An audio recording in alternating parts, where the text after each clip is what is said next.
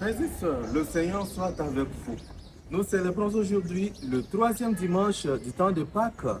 Et en ce dimanche, nous écoutons le récit des disciples d'Emmaüs qui, déçus, désillusionnés par la mort du Christ, retournent chez eux, veulent bien embrasser leur vie précédente.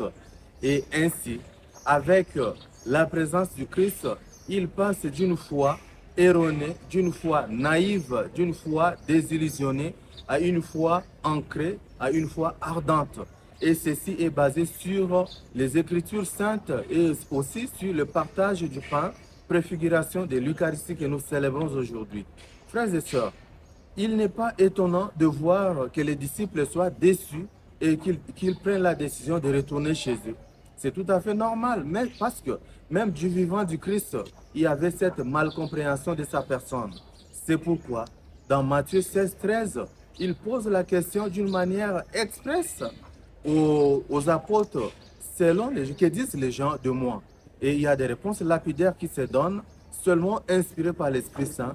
Saint Pierre dit qu'il est le Messie, le Christ qui doit venir pour la restauration d'Israël. Et il y avait déjà cette malcompréhension de sa personne. Et évidemment, dans leur tête, dans la tête de tout juif, il fallait normalement trois pouvoirs pour le Messie qui devrait venir pour restaurer Israël. En l'occurrence de David, il y a le pouvoir religieux, le pouvoir moral, mais aussi le pouvoir politique. Alors que Jésus n'en avait que deux. Il ne voulait jamais du pouvoir politique. Et pour eux, comme nous avons l'expérience aujourd'hui, lorsque naissent les partis politiques dans nos milieux de vie, il y a toujours cet engouement-là parce qu'on ne sait jamais ce que ça peut générer demain.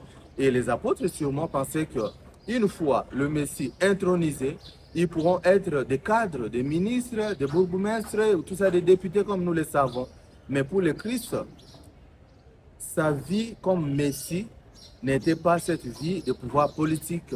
C'était finalement une vie qui passe par la croix, par le sacrifice pour pouvoir atteindre son objectif. C'est ça un peu l'objectif de l'ère des illusions.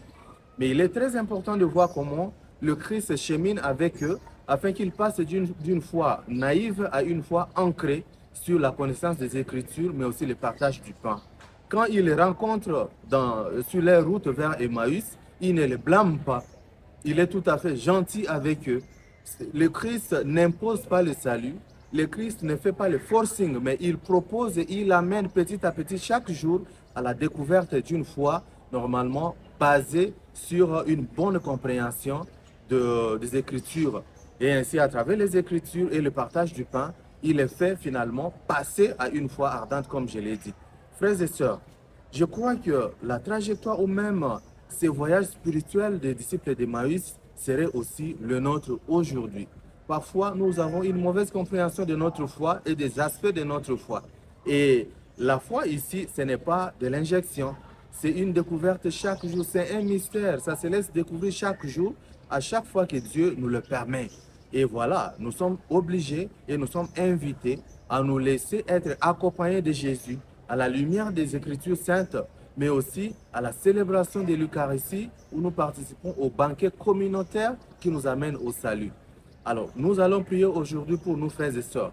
Dans ce monde désillusionné, dans ce monde embrouillé par beaucoup d'idéologies, que notre foi ne soit pas une foi qui titube, mais que ce soit une foi ancrée sur les Écritures et le partage du pain, et une foi vraiment qui a son identité, une bonne compréhension de Christ qui est notre Seigneur. C'est notre prière pour ce dimanche et nous implorons sur vous la miséricorde de Dieu et que sa bénédiction demeure avec vous à jamais. Très bon dimanche à vous, frères et sœurs.